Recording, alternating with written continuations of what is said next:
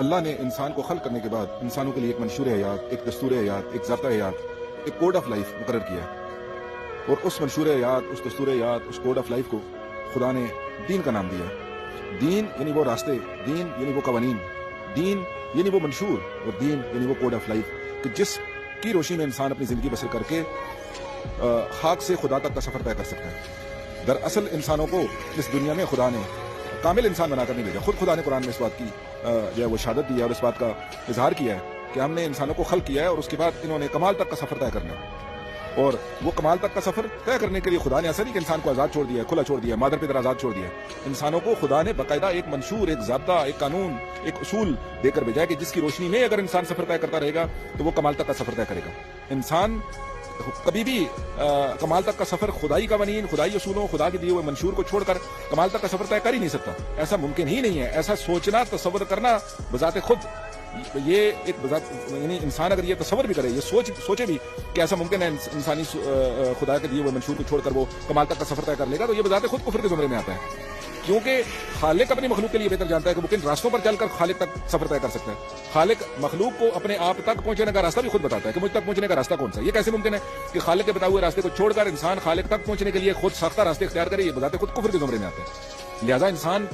ممکن نہیں ہے کہ کوئی بھی خالق، کوئی بھی موجد اپنی ایجاد کے بارے میں بہتر جانتا ہے کہ اس کی ایجاد کردہ چیز کن ضابطوں، کن اصولوں، کن قوانین کے تحت بہترین آئیڈیل کنڈیشن میں اپنا رول پلے کر سکتی ہے۔ دنیا میں اگر کوئی مشین بھی ایجاد کرتا ہے تو وہ اس کو پتا ہوتا ہے کہ یہ اصول، یہ ضابطے مقرر کرتا ہے کہ جس کے تحت یہ مشین اپنے آئیڈیل لیول پر چلتی رہے گی، اور جو ہی ان ضابطوں اور اصول اور قوانین سے اس کو ہٹا کر چلانے کی کوشش کی جائے گی، اس کے اندر فوری طور پر مسائل پیدا ہو جائیں گے۔ لہٰذا انسان خدا تک کا سفر طے کرنے کے لیے خدا کے اپنے خالق کے بتائے ہوئے راستوں کے ذریعے ہی وہ سفر طے کر سکتا ہے۔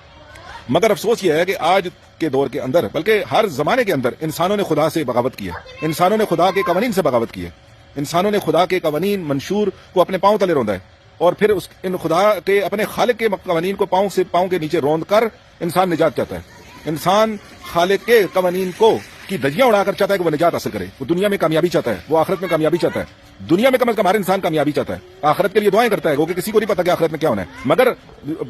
بے فکر ہو کے بیٹھے ہوئے ہیں کہ ہم جن غیر الہی راستوں پہ، شیطانی راستوں میں چل رہے ہیں، دنیا میں بھی ہمارے لیے نجات اور آخرت میں بھی ہمارے لیے نجات ہے۔ کیسے ممکن ہے؟ یہ عقلی بات ہے، ایک منطقی بات ہے، اس میں کوئی راکٹ سائنس انوالو نہیں ہے، کہ بہت ہی چھوٹی سی بات ہے کہ انسان مخلوق اپنے خالق کے بتائے ہوئے راستے پر چلے بغیر اپنے خالق تک کیسے پہنچ سکتی ہے، جبکہ خالق خود بتا رہا ہے اس کو خلق کرنے کے بعد یہ تمہارا راستہ ہے مجھ تک پہنچنے کا،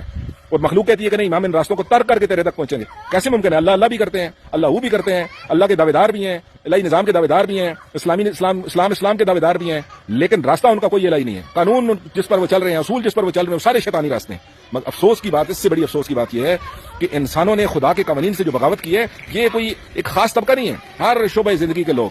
ہر طبقہ، ہر دھڑا، ہر گروہ، ہر سیاسی تنظیم، ہر مذہبی جماعت، حتیٰ کہ ہر مکتب فکر کے لوگوں نے، حتیٰ کہ علماء نے، وہ جن کی دوش پر ذمہ داری تھی کہ انسانوں کو، انسانی معاشروں کو خدا کی طرف سفر کروانا، اللہ کے قانون کی طرف پلٹانا، جن کی ذمہ داری تھی، وہ بذات خود سب سے بڑے اس وقت جو ہے وہ خدا کے قانون سے بغاوت کرتے ہوئے نظر آتے ہیں۔ یعنی اگر ہم یہ کہیں کہ انسانوں کو بھٹکانے میں شیطان صفحے اول میں نظر آتا ہے تو یہ غلط ہے۔ اگر آپ اپنے اسلامی معاشروں میں نگاہ دوڑائیں تو اسلامی معاشروں کی ابتری غیر مسلم معاشروں سے زیادہ ابتر ہے اسلامی معاشروں کی حالت، اور اس میں ایک بہت بڑا کردار، ایک بہت بڑا رول جو مذہبی شخصیات ہیں، جو ہر مکتب فکر کے اندر مذہبی رہنما ہیں، جن کے دوش پر یہ ذمہ داری تھی کہ وہ انسانوں کو خدا کی طرف پلٹاتے، خدا کی طرف راغب کرتے، اللہ کے منشور کی طرف اس کی تبلیغ کرتے، اس کی ابلاغ کرتے، اور پھر ان لوگوں کو خدا کے منشور کی طرف پلٹاتے۔ وہی لوگ اس وقت، وہی علماء، وہ بڑے بڑے جید شخصیات، وہ بہت نامی گرامی مشہور و معروف شخصیات، علماء اور مکتب فکر کے، وہ سب سے زیادہ خدا کے دین کو، منشور کو، الہی منشور کو اور اس انسانی منشور کو پامال کرتے ہوئے نظر آتے ہیں، لوگوں کو بغاوت پر اکساتے ہوئے نظر آتے ہیں۔ لہٰذا اگر ہم یہ کہیں کہ انسان کو بھٹکانے میں شیطان صفحے اول میں نظر آتا ہے تو یہ مبالغہ ہوگا۔ اس کی وجہ یہ ہے کہ شیطان اس وقت پچھلی صفوں میں نظر آتا ہے، جبکہ اس وقت تمام مکاتب فکر کے علماء جو ہیں وہ انسانوں کو اپنے الہی منشور سے بھٹکانے اور یرغمال بنانے اور بغاوت پر اکسانے کے لیے شیطان سے پہلے یہ صفحے اول میں نظر آتے ہیں۔ یعنی یہ علماء جن کی ذمہ داری یہ تھی کہ انسانی معاشروں کو اللہ کی طرف پلٹائیں، وہ انسانی معاشروں کو طاغوت کی طرف پلٹا رہے ہیں۔ اس وقت آپ اگر اپنے معاشرے میں، پاکستان کے اندر اگر ہم بات کریں تو اس وقت الیکشن کی گہما گہمی ہے، الیکشن کا دور ہے، اور ایک جمہوری نظام حکومت، وہ جمہوری نظام حکومت جو نام کا جمہوری نظام حکومت ہے، جس میں کوئی اقدار، جس میں کوئی روایات، جس میں اصول، قاعدے سب کے سب اعمال نظر آتے ہوں، اور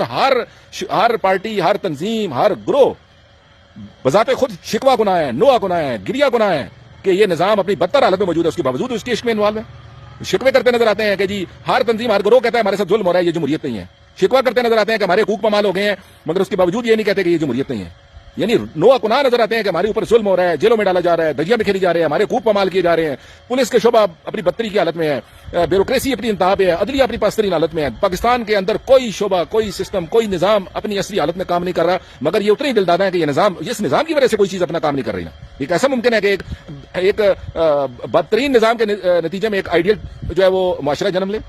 ایک بدترین نظام کے نتیجے میں بہترین قسم کے ریاستی ادارے جنم لیں؟ ممکن ہی نہیں ہو سکتا کہ نظام بدترین ہے، جس نظام نے ان معاشرے کے اندر ان ریاستی اداروں کو جو ہے وہ وجود عطا کرنا ہے وہ بدترین حالت میں موجود ہے، اور آپ عدلیہ بہترین آپ کو چاہیے، پولیس آپ کو بہترین چاہیے، بیوروکریسی آپ کو بہترین چاہیے، میڈیکل سہولتیں آپ کو بہترین چاہیے، حقوق آپ کو بہترین چاہیے، جبکہ آپ کو نظام پاسترین آپ کو موجود ہے۔ وہ لوگ جو ان کے ہاتھ میں آپ کی باغ دوڑ ہے، ان علماء سے پوچھیں کہ ان کا کردار کیا ہے، اور خدا نے معاشروں کی باغ دوڑ فاسق اور فاجر اور ان گمراہ لوگوں کے ہاتھوں میں دینے کو کفر قرار دیا، ظلم قرار دیا ہے، ممنوع قرار دیا ہے، ناجائز قرار دیا ہے، باطل قرار دیا ہے، جبکہ یہی علماء سب سے پہلے جن کے ہاتھوں میں یہ نظام ہے ان کے خلاف بغاوت کرنے کے بجائے لوگوں کو ان کا عاشق بناتے پھرتے ہیں، اور ان کو کہتے ہیں کہ آپ کے حقوق جو ہے وہ آپ اپنے حقوق کی خاطر ایک فاسق کا ساتھ دے سکتے ہیں، آپ اپنے حقوق کی خاطر ایک فاسق نظام، باطل نظام کو وجود عطا کر سکتے ہیں، اس میں حصہ لے سکتے ہیں۔ یہ کس قسم کی منطق ہے؟ انسانی معاشروں کو تباہی کی طرف لے جانے میں شیطان صفحے آخر میں نظر آتا ہے، اور یہ علماء شیطان کے روپ میں صفحے اول میں نظر آتے ہیں۔ آج اگر صرف ہر مکتب فکر کے علماء درست ہو جائیں، ہم دعوے سے کہتے ہیں کہ اسلامی معاشرے، کم از کم اسلامی معاشرے، مسلمان معاشرے اپنی کمال کی طرف سفر کرنا شروع کر دیں گے۔ یقیناً اس میں بہت بڑا ٹائم صرف ہوگا، جب انبیاء کو بہت بڑا عرصہ لگا، ایسے انبیاء جنہوں نے اپنی پوری زندگی میں ایک فرد کو رائے ہدایت پر لا سکے۔ یعنی معاشرے اس قدر بگڑے ہوئے ہیں کہ انسان کے اندر جو خواہشات نفسانی، اس لیے تو انسان کا امتحان ہے۔ اگر امتحان اتنا آسان ہوتا، خدا تک پہنچنا اتنا آسان کام ہوتا، تو یہ تو پھر انسان کا امتحان ہی نہ ہوتا۔ خدا نے امتحان ہمیشہ ایسی چیز کا نام ہوتا ہے کہ جو مشکل ترین ہو، تاکہ انسان کو اس کا اجر بھی اتنا زیادہ ملے۔ مگر ان علماء جن کی ذمہ داری تھی کہ وہ انبیاء کے العلماء ورثۃ الانبیاء کے انبیاء کے وارث کے طور پر یہ اپنی ذمہ داری انجام دیتے، یہ شیطان کے وارث کے طور پر اپنی ذمہ داری انجام کر رہے ہیں۔ اور ہمیں افسوس ہے اس بات کا کہ آج اگر ہم ان سے بات کریں، آج اگر ان کے سامنے سوال کریں، تو یہ اس شخص کو جو قانون خدا کی بات، اگر آپ کسی آیت کا حوالہ دے دیں، اگر آپ کسی اصول اسلام کا حوالہ دے کر ان سے پوچھیں کسی عالم دین سے کہ آقائے محترم، قبلہ محترم، خدا کا قانون تو یہ کہتا ہے اور آپ تو یہ کر رہے ہیں، یہ آپ کو طنز کا نشانہ بنائیں گے، یہ آپ کے اوپر کیچڑ اچھالیں گے، یہ آپ کے خلاف پروپیگنڈا کریں گے۔ یہ ایک شیطانی کام ہے یا ایک عالم ربانی کا کام ہے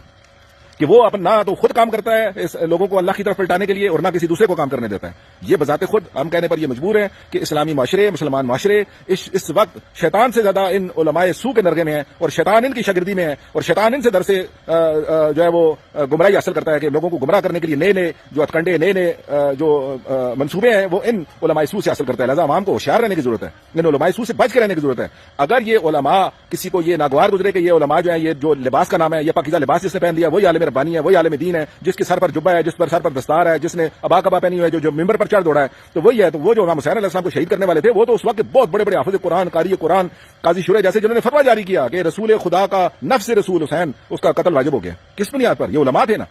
یہ علماء تھے جو بنی اسرائیل کے صبح اٹھتے تھے، ناشتہ کرتے تھے، انبیاء کو قتل کر کے، ذبح کر کے۔ علماء کا ایک بھیانک کردار تاریخ میں رہا ہے، اور آج کے علماء کیسے ہو سکتا ہے کہ 1400 سال بعد نہ آج کوئی نبی موجود ہے، نہ کوئی آج معصوم موجود ہے، جبکہ نبیوں کی موجودگی میں علماء کا کردار اتنا بھیانک تھا۔ حسین کی موجودگی میں حسین کے فتوے دینے والے عالم دین موجود تھے۔ آج نہ کوئی نبی ہے، نہ کوئی معصوم ہے، نہ کوئی عادی ہے، پردہ غیبت میں مکتبۃ شیعہ کے نزدیک، اور علماء کہیں گے جی آئیڈیل لیول پہ ہیں، اور سارے علماء جناب ماشاءاللہ جی ان کے خلاف تو بات کرنا حرام ہے۔ انبیاء کے زمانے میں انبیاء کو ذبح کرنے والے علماء موجود تھے۔